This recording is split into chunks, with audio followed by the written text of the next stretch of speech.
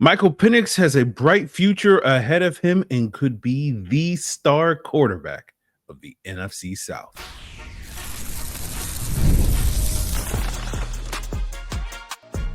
You are Locked On Falcons, your daily Atlanta Falcons podcast.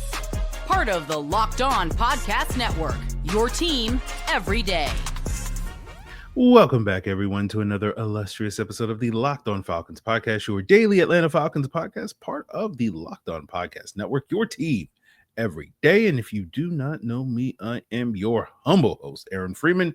Been covering the Atlanta Falcons for almost 2 decades, formerly at falcfans.com, RIP. Still going strong on this illustrious podcast. And I thank each and every one of you that go strong with me as everydayers. That means you make this podcast your first listen each and every day. And all you got to do to become an everydayer is subscribe or follow for free on YouTube or wherever you listen to podcasts.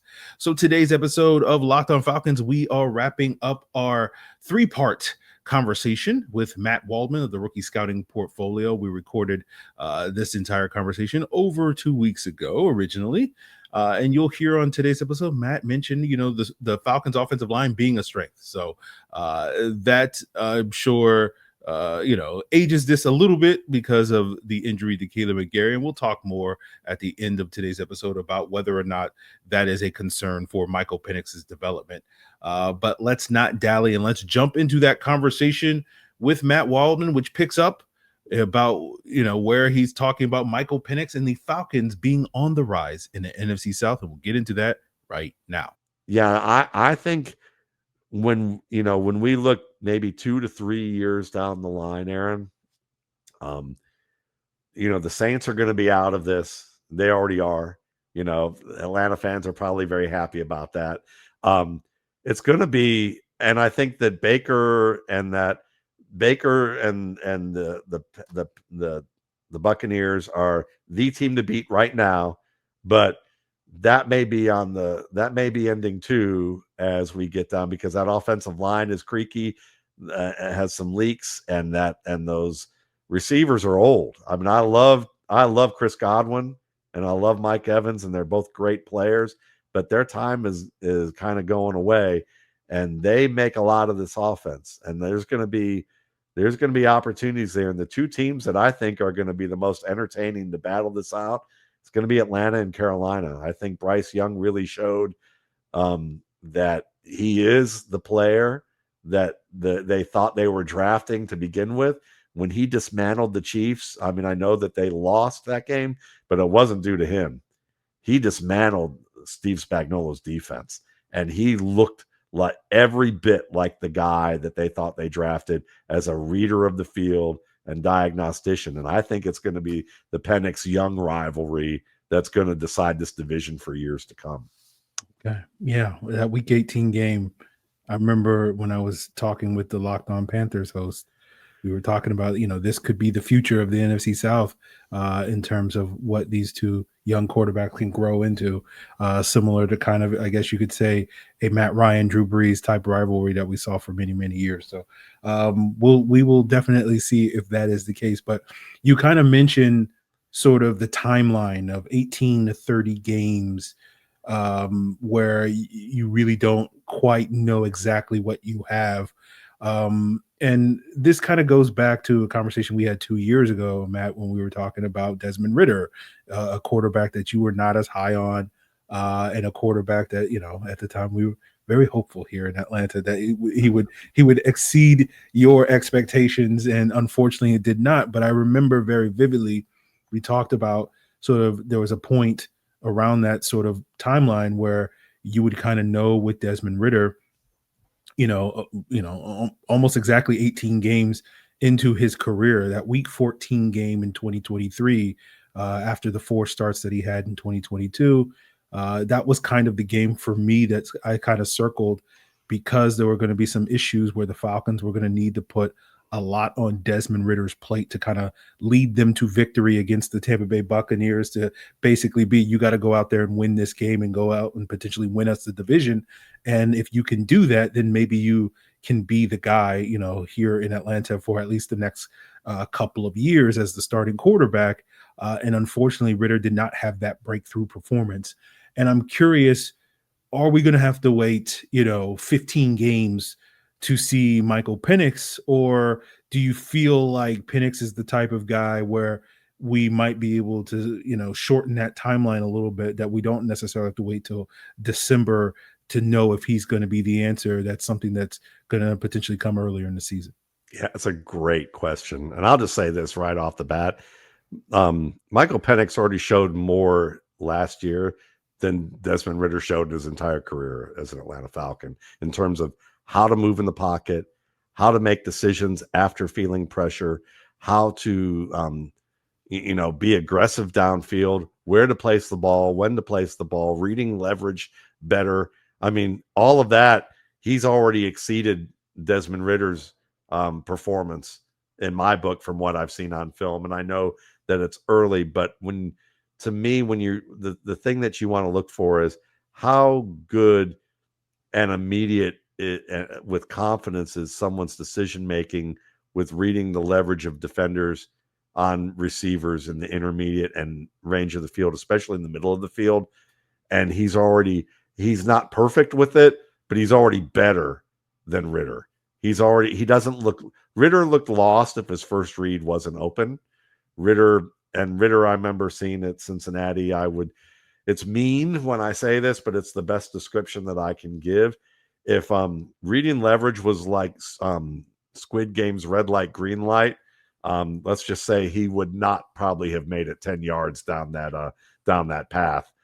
He probably would have been eliminated pretty quickly. And he's one of those guys that or crossing the street, I would say that he was the football equivalent of like a 16-year-old who still needed a parent to hold his hand across the street because of gauging the trajectory of traffic. He was not great at that. He wasn't going to win a game of Froggers, basically. No, definitely not. Definitely not.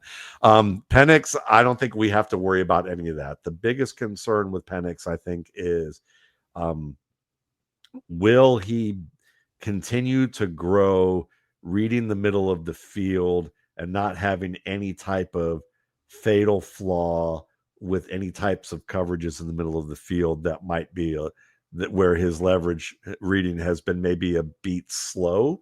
But I would say those lapses I saw, he showed steady improvement throughout his college career. So I think they're a little bit overblown. I just think that maybe crowded zones in the middle of the field can sometimes get the better of him. And I anticipate that we'll even see more improvement with that this year. We'll just see sometimes where maybe there's some looks that teams go, okay, we saw this earlier in the season. Let's implement this and let's maybe rotate the coverage a certain way or disguise it a certain way that he misses. Okay. But I don't think that this is a major problem. I don't think there's any lack of comfort with pressure. When I heard that, I just wanted to laugh because you got to go watch this kid at Indiana and realize that this dude was under so much pressure, and the way he handled it was excellent. So he's when you watch a guy, even like last year, quick climbs, resets the feet, and finds the open man, and can do those types of things even after he's coming off one read and looking to the opposite field to the other. You don't have to worry about that with him unless the offensive line in Atlanta gets hurt and he gets pummeled over and over again to the effect of like someone slamming a window on his hand 20 times in a row. And now he's got some sort of like post-traumatic stress disorder with the number of hits that he's getting, and he gets David Card into like that type of play. Or Trent Edwards was another good example of a player like that when he took a hit from Adrian Wilson and was never the same. And he looked like he had some promise in Buffalo until that hit that knocked him unconscious, and he was never the same player. So it will take something that dramatic. I honestly think you're going to see more of like a slight dip the way like Brock Purdy had a slight dip. When you watch Purdy, he started strong. Then by the middle of his second year, there were people like, it was one of the best games of the year 2 years ago when they played the Bengals and it was Purdy against Burrow. It was probably the best display of anticipation and leverage reading and pass placement in the middle of the field with two quarterbacks that I saw in the past 3 to 4 years. It was a fantastic game. But Purdy threw 2 interceptions in a row in that game and lost the game. And you could hear every commentator question whether he was a legitimate quarterback or not. Well, I think fast forward and we can see that was just hand-wringing over him trying to do too much on one play and go from there. But the rest of the game was a fantastic display.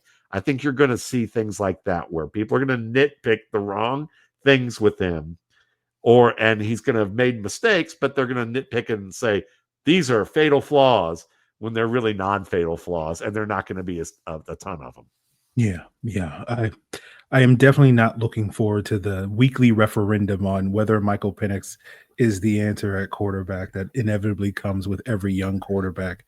If he has a good game, it's like, well, we don't have to worry about him ever having another bad game ever again. If he has a bad game, well, he's never going to have a good game at this point in time.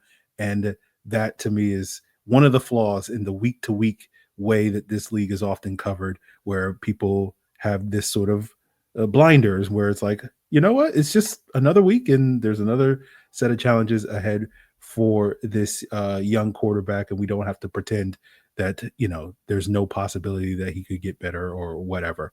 But that being said, I'll save those rants for the season, Matt. But I'm curious, and I think you've sort of touched upon it. I know when we talked last year, one of the knocks on Penix was his tendency sometimes to spray some footballs and some concerns about some accuracy issues. And I think you expressed that when you contextualize that accuracy, talking about some of the things, reading leverage and whatnot, that his accuracy concerns are overblown. And it's been a continued conversation here on Locked On Falcons this offseason. And guys, we will continue having those conversations today on Locked On Falcons. So we like to pump a lot on this podcast, and Viagra and Cialis can help us do that. But if you're looking for something beyond the usual pill, it is time to meet Rugiet Ready. Rugiet Ready is the next gen prescription treatment designed to amplify arousal in the brain and boost blood flow in the other part of your body you often think with. And unlike the usual pills that can take hours, Rugiet's 3-in-1 formula is going to dissolve under your tongue and kick in fast and average under 15 minutes. And the effects can last up to 36 hours so that you can stay confident and in control when the moment is right. So get your pump on by heading to rugiet.com/LockedOnNFL and use code LockedOnNFL and you'll get 15% off today. That's RUGIET.com/LockedOnNFL and use promo code LockedOnNFL for 15% off. Individual results may vary with prescription treatment. Compounded drugs are permitted to be prescribed under federal law, but are not FDA approved and do not undergo FDA safety, effectiveness, and manufacturing review. Please visit the Rugiet website for full safety information. And August 26th is officially a brand new holiday. It is FanDuel Futures Day, the perfect holiday for all the football fans who live for the bold predictions and preseason hunches for just 24 hours. One day and one day only, FanDuel is giving you deals on NFL season predictions. So whether you want to call your shot on who wins the MVP, if you're backing Lamar Jackson or, dare I say, Michael Penix Jr., or you're eyeing the Falcons or some other team as a long shot division winner, or you're ready to crown the Super Bowl champ before week 1 kicks off, this is your moment. This is the day that you've been waiting for to celebrate and win some cash. So head on over to FanDuel.com or download the FanDuel app today to get started and start planning your futures bets right now. And again, Futures Day is one day and one day only. FanDuel, play your game. Now, guys, before we jump back into this conversation with Matt Waldman, got an important request I want to ask of you. Locked On wants to hear from you, and we put together a survey to learn more about our listeners and make your favorite podcast even better. And this is your chance to tell us what you like, what you don't, and answer some questions about our advertising. So go to lockedonpodcast.com/survey to get started. Everyone who completes a survey will be entered for a chance to win one of 10 $100 Amazon gift cards. And again, that's over at lockedonpodcast.com/survey. and you can find the link in the show notes. So thank you for helping us out. There's been some, a couple of practices where, maybe his completion rate is not nearly as good. I know practice completion rate, certainly not a real stat, but you go back to that Washington game, there was some missed throws in that game. And I went back today and rewatched some of those throws and just felt like some of the touch was a little bit off on some of those throws.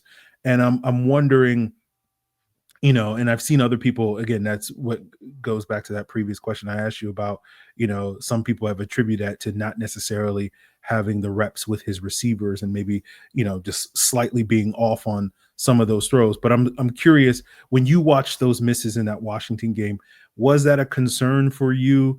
And do you feel like that's an issue moving forward in 2025? No, I don't see it as an issue because quarterbacking is a performance medium. It's a stage medium. You can do wonderful things in practice, just like you do with music, and you hit everything right. You're playing well with your bandmates, and then you get on stage and hit. And when you get on that stage and the lights come on, it's a different feeling. And also, you're in situations where other people may make mistakes, and that can compound your thoughts and overthinking. Now, here's the thing with quarterback development. I mean, this was his, how many reps did he actually have on a field when he took that field in Washington? He had the Denver game, right? And he had another game before that, and it was only a handful of reps at the end of the game. You have to remember that this is a guy who came in, and if you don't think that Kirk Cousins running his mouth didn't have anything going on in his head, he was being professional about it, just like Aaron's being professional with me running my mouth about some of this stuff. But he's going to be quiet about this. He's going to play the role of being the rookie. He also knows that he needs to befriend this guy and try and learn from him. And Kirk Cousins has been gracious in that regard on all accounts, which is great. He didn't take it out on Penix, what he had going on. So good for him. He was a good teammate in that regard. But he's got that new city. He has to learn an entirely new offense. He's moving to a new place. He's having his first set of probably adult independence with media all up in his business in a way that doesn't happen in college football, not even in Athens, Georgia, down the road. It's a completely different set of pressure. When Ben Watson, when I interviewed him once, and he said, listen, I played at Duke, I played at Georgia, when I was at the New England Patriots in my first game, the feeling of pressure that I felt, knowing that I was playing with grown men who were supporting their families and paying mortgages with what was going down here, was a completely different feel than what's going on in Sanford Stadium, or in Durham.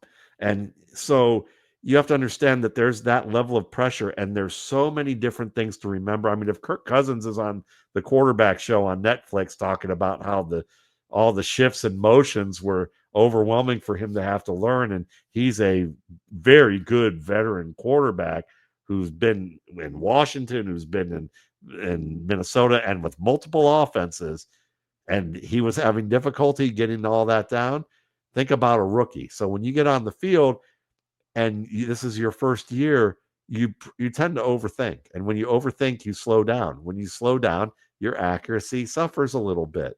Your ability to act with confidence suffers a little bit. Your placement's going to suffer. The fact that he played as well as he did is a testament to they didn't start him right away, and he had time to really at least get his feet wet and get settled in where he lived, his training routine, his learning the offense long enough, not having to worry about the game plan because that was Kurt's job. He could just work on developing himself and learning as the bit higher priority most weeks. So no, I'm not concerned. These are things that people overanalyze. And so it's wash, rinse, repeat, I realize, but I just trying to present it a different way, because when you overthink, you tend to slow down. And The good thing for Atlanta is because they have a decent offensive line, because they have a great running game, because they have a promising defense in a lot of respects, and that they have at least, they have two good route runners in Mooney and London. And then you have this promising guy in Pitts who can be used as a weapon if they use it right. Not to mention what they also have in Robinson as a receiver and Ray McLeod. They have enough here. And yes, the Falcons have plenty of weapons, and there's plenty more from this conversation with Matt Waldman, where he likens playing quarterback to playing in a band. And we'll jump into that music analogy to wrap up today's conversation on Locked On Falcons. This episode is presented by Yahoo Fantasy. The NFL season's right around the corner, and that means fantasy football season is back, and you can feel the buzz. Everybody's researching and drafting and building their championship squads. And if you haven't started or joined the league yet, now is the time, and why not do it on Yahoo Fantasy? I'm doing it on Yahoo Fantasy, and you should too, whether you're a first-timer or a veteran making your millionth league. With the season kickoff on September 4th, now is the time to start playing Yahoo Fantasy Football, which offers so many fun ways to compete. If you want more ways to play, try the brand new Yahoo Fantasy Guillotine Leagues, where that mode, you're going to have the lowest scoring team that's going to get eliminated weekly until one team is left standing.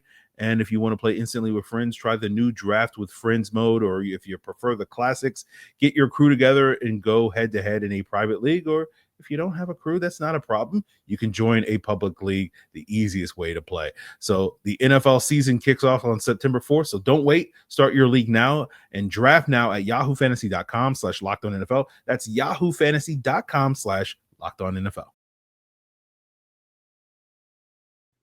To continue the music analogy, I got to have a great conversation with a composer who does composer stuff for film for HBO and documentaries and things like that, who's a great bassist and a saxophone player with Los Lobos. And I'm a music fan because I play music, and these guys are pros. And we were having fun on the chess clock in Atlanta talking about, like, okay, we want to talk football with you. And I'm like, I want to talk improvisation with you. And it ended up meeting up when we were talking about Brock Purdy. And I talked about, because they asked me about Brock Purdy, and they said, why did he have so much success early? I said, well, he was better than people thought. But he also was on a team that had a great offensive line and a great system in Kyle Shanahan's system, that he didn't have to think about everybody else's jobs, everybody else screwing up, any type of mess up. He could trust what they were doing. And as a result of that, all he had to do was focus on his job. And most veterans on teams that aren't as good have to focus on everybody's job, and they have the bandwidth to handle it because they've already gotten to this level. Purdy wasn't at that level, but everybody else on that team, when you got Trent Williams, George Kittle, and you can name everybody, these are great players. He didn't have to worry about whether, when he got to the third step of his drop, whether the pressure was in his face. His receivers were going to catch the ball. They were going to be where they're supposed to be with their routes. The play calls made sense. And if there was pressure, it wasn't coming from 8 different directions. He could actually do his job. And they were like, that's exactly like playing music. When you play with great pros and you're doing that, you're not thinking, well, the bass player normally plays with tends to drag, and the drummer tends to be a little fast, and the piano player likes to get too busy with his comping with the chords that he plays, and I have to negotiate all this stuff. I'm playing with pros, and all I have to focus on is what my part is, and suddenly I play better, I'm more confident, and then when occasional mess ups happen, because they do, I can handle it because I've gotten that confidence and that experience. And that's what happened to Purdy, and he leveled up very fast. I think Michael Penix on this team may not level up as fast, but he's a more talented player than Purdy was, at least with the baseline of where they started. And the team isn't bad. This is a good team. They especially with that line, he can level up fast enough that we might know by season's end and go, yeah, they may throw some kinks in his way, and we're going to get Skip Bayless on TV going, he's not as good as they say he is, and I don't think he's all that great. and he'll get paid his bigger contract because everybody listened to it and he did his job. And then Michael Penix will quietly go about doing his job, and Atlanta will rebound. I think that's what you're going to see. I joke, I'm a poor Cleveland Browns fan who watch them go to Baltimore, and I'm a closeted Ravens fan. But I got to say, I enjoyed the William Andrews days way back in the day. I enjoyed Roddy White and Matt Ryan and their connections even before Julio got into the mix. And, I'm excited. I'd be excited to go catch a Falcons game now with what they got coming up. Well, I hope you get that opportunity. And I hope we all get the opportunity to watch this team, reach some of its potential. And I certainly think Michael Penix has a lot of what it takes for this team to reach their ceiling this upcoming season. And we'll obviously see what that will be. And hopefully, Matt, as we get further along in the season, I would love to have you back on at some point to kind of, maybe a midway point during the season and be like, okay, we've got, 6 to 8 games under our belt, 8 to 10 games under our belt. What are our thoughts based off of what we will see? But in the meantime, let the listeners know where they can catch your stuff and some of the things that you're working on. Sure. I own a publication called the Rookie Scouting Portfolio. It's 20 years old at this year. It is one of the 2 most purchased draft guides by scouts and personnel people in the league, according to Alex Brown, who was the personnel director at Ole Miss this past year, who recently became an Atlanta Falcons scout.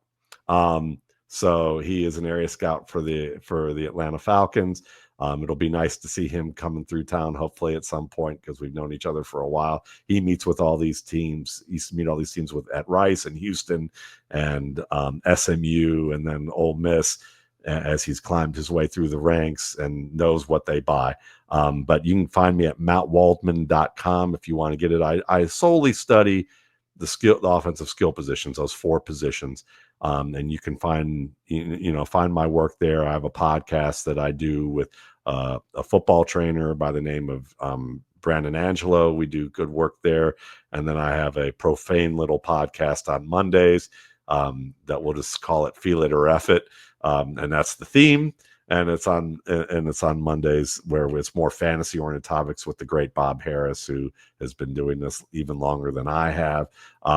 And I'm, of course, a senior staff writer at footballguys.com and have been doing fantasy football maybe for a year longer than I've been doing scouting. But yeah, you can find all my work, with that. Highly recommend all of that for the listeners if they're looking to get some more in-depth look into some of these things with those skill position players. Matt does great work. Definitely enjoyed his past work on some of the various Falcons picks. I remember, I think the first time we had you on, Matt, was back in 2017 to talk about Brian Hill, the Falcons' 5th round running back way back in the day, and what he could do. But I always been a big time fan of your work, and always enjoy having these conversations with you because you have a unique perspective, but it's a very informed perspective, and I always appreciate someone who can come on and explain football via improvisational jazz and music and whatnot. So I definitely appreciate you coming on, and I hope we get another opportunity to have future conversations very soon. Well, I appreciate it, Aaron. It's always a pleasure to do this, and I appreciate you letting me riff. So again, I appreciate Matt Waldman for joining us. Been following Matt for over a decade. He always has a unique and interesting way of expressing complicated ideas. And again, I really highly recommend going back and listening to what he's saying about that music analogy and the comparisons it has for quarterback play. And, again, I'm biased. I don't want to, put words in Matt's mouth, but, my interpretation of that, it gets to the heart of the nature versus nurture debate that we constantly have about quarterbacks and really a lot of prospects. And essentially, to me, I don't want to bastardize what Matt said, but, it's easier to succeed when you're put in an environment conducive to success. Right.